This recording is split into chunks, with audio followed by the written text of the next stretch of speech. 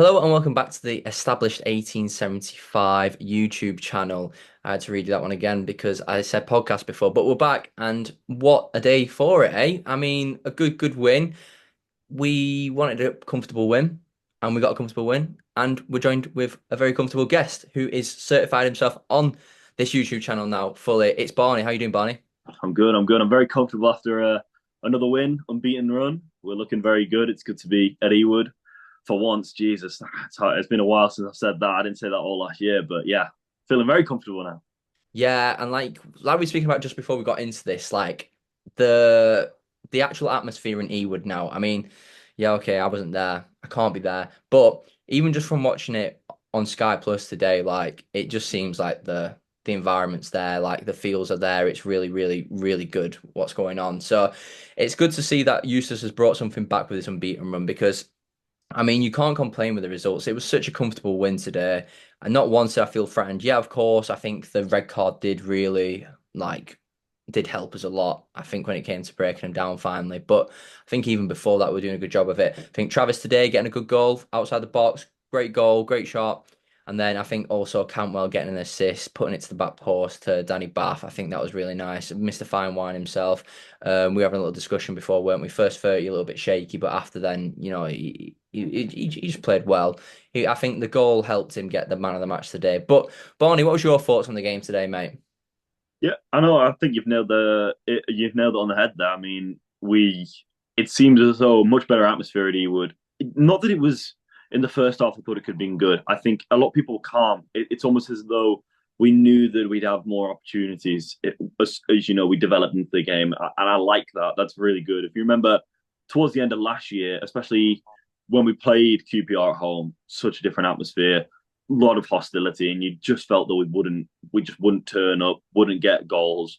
But it's a whole different team now. I mean, team players like Yuki on the pitch, Dolan on the pitch. Travis is making a habit of getting a goal, which is always great. Always great when your midfielders can contribute. And yeah, no, it's looking good. I'm just happy that we're still unbeaten. Yeah, El Capitano, he's coming through, isn't he, recently? He's really been pulling through, he's been pulling his weight and you know, I think a lot of people would have debated whether he actually deserves that armband, and I think a lot of people now can say straight, yeah, he does. He does. He's a leader, he leaves everything on the pitch, he's an absolute warrior, he fights for that ball, and I think this pressure football, this high pressure football suits him to a T. How many times does this man come into the middle of the opponent's half and pick up a loose pass because we force him to make a loose pass? He's like a little pickpocketer at this point. Like I love it. It's seen a different Lewis Travis who looks like he's fallen in love with football all over again, which is really good to see. But yeah, like you said, the depth. I mean, being able to bring on Todd Cantwell. I mean, how brilliant is that man? I mean, he looks great today. He looks really good, really lively. You can tell he's played at top levels before. And I see a lot of stick like about him from Rangers fans. But if you actually look at his stats at Rangers, I was looking today, I was like, wait, why was he getting so much stick? If you look at it, his stats are really good for Rangers. Like on all sorts of like sites, he was averaging sevens and stuff like that. Like he didn't look too bad whatsoever. But a little 45-minute glimpse of what Cantwell can bring into the team. Do you think now he's had them 45 minutes, it might be he might need to start? Yeah, I mean, we saw it there. We saw a bit of the quality that we saw at Preston, but much more consistency. I mean, every time he got on the ball in the second half, he just looked a class above. You can clearly tell he's played Premier League football and played at a good level for a while. And I think you definitely will be a key if we want to keep this unbeaten run going. We've got two hard games coming up away, and I think to get the form going again. I mean, if we can get two wins out of those two away games, I don't think anybody can say we're not a proper team in this league. I think on the ball quality, he just looks so good driving forward. He brings players in, interacts with them really well, one twos, always dragging a man out. I'd like to see him against 11 men. That's one thing I'd like to say. He's only played against 10 men so far as a Blackburn Rovers player, so we need to see him starting really. But I mean, he definitely showed his quality, and I think John Eustace, who definitely isn't a man who likes to change a squad if they're not doing 100% well. He definitely likes his set 11. I think he'll have to bring Cantwell in, maybe for Vyman, who played well today as well, and maybe Hedges as well hasn't looked the sharpest, but maybe that's down to fatigue or fitness. But I mean, you really can't complain if we go back to the score 2-0 at home. clean sheet. We can go on and talk about the defense in a minute if you want to, but yeah, no, we've looked quality. Yeah, and like you said, there another clean sheet. I think it's kind of dreamland being at Blackburn at the minute. Clean sheets, scoring goals. The question is, when's it all going to end? And you sat there and you're getting nervous. Like, when is this going to end? You know, I'm liking it whilst it's lasting, but every match you're kind of more on edge, thinking this got to end at some point. But come on, clean sheets. What do you put it down to? Because like I said last time, Ainsley Pers is getting pushed by Rovers media a lot. But do you think there's a lot more of an established back line now, where there's a lot more, for me, maturity at the back, not just in the age of these players. I mean, is in like how they set out and how they stick to a certain way of defending. Do you think that's what it is? Or do you think it's this high pressure football? Do you think it's defending from the front? I think it definitely is a combination of those three factors. I think a new keeper, Baz Toth coming in. We haven't seen him yet, of course, but I reckon we'll see him soon. In maybe when the FA Cup starts, he might have to wait quite a while, or if Pez gets injured. But Pez having that competition is so good for him. You always thought like when Kaminsky was out and Pez came in, Pez always had something to prove to come in, but he hasn't had that when Wolstead has been here because Wolstead just hasn't, well, just was not up to it. But clearly that's helped. He made some really good saves against Preston. Didn't have much to do today, but you can't fault a keeper for getting a clean sheet. You never can. I think the back lines look so solid. I always think in more of the modern game, people are really transitioning to trying to get as many centre backs onto the pitch or players like centre backs onto the pitch because that height really helps from defending corners and defending aerial threats. I think, thinking about like a player like Guardiola, who plays now left back for Man City, he's massive. Someone like Ben White, who plays right back for Arsenal. You really need that height, I think, in defence. And I think it really helps that we can have Bath, Hyam, Carter on the same pitch at the same time. And I think that's really helped. I think they've been so solid. Going back to Danny Bath, who won man of the match, didn't think his distribution was incredible, but his defensive work was really good. I think Fraser Handful and Dom Hyam and Danny Bath handled them really well. So I think there only can be plaudits for those two today.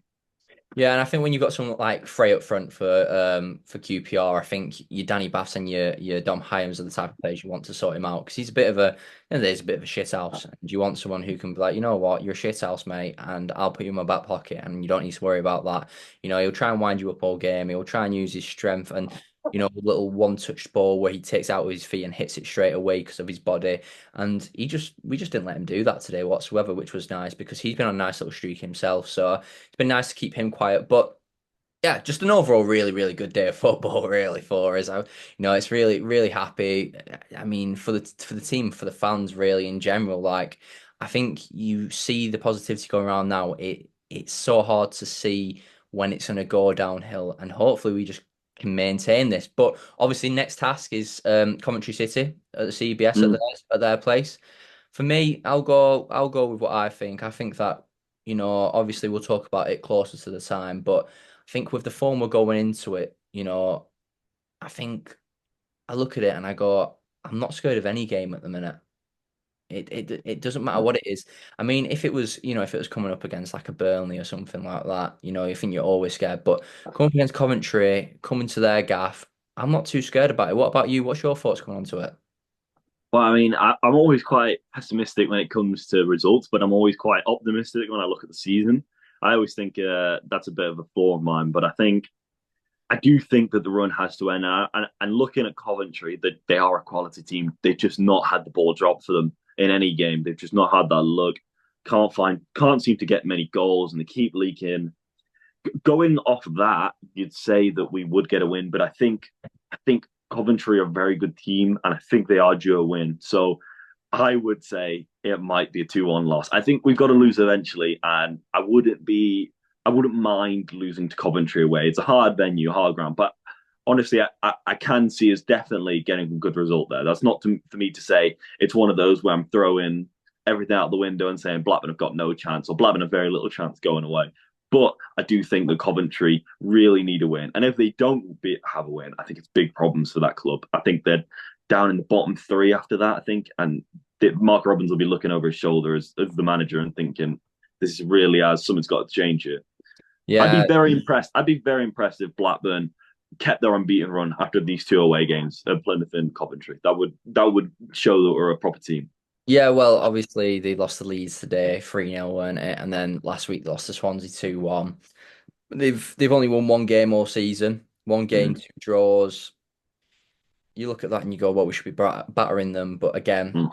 the championship games are long, like wins are long overdue, and they'll always like with Plymouth, like out of nowhere they beat Sunderland, and it's like, hang on, where's that come from? It's football, but look, we won't be pessimistic. We won't look down on it. Let's just talk about that closer to the time, and we'll see what happens during the week. Let's see if any injuries happen. Let's see if anything happens. Hopefully not. Fingers crossed, everything stays good. But what a day today, Blackburn. What a day to be a Blackburn Rovers fan. It's great. What a season so far to be a Blackburn Rovers fan. We're going into October unbeaten.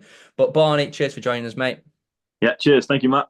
Don't be silly. You're welcome here whenever, mate. But yeah, what a day for it, people. And yeah, let's go into October unbeaten and let's try and make the most of it all. And if you've liked the video, obviously make sure to like, subscribe, hit the bell notification, and also leave a comment down below on what you think is going to happen next week, or if you're optimistic for next week, or you're thinking to yourself, you know what, Coventry are long overdue that win like us.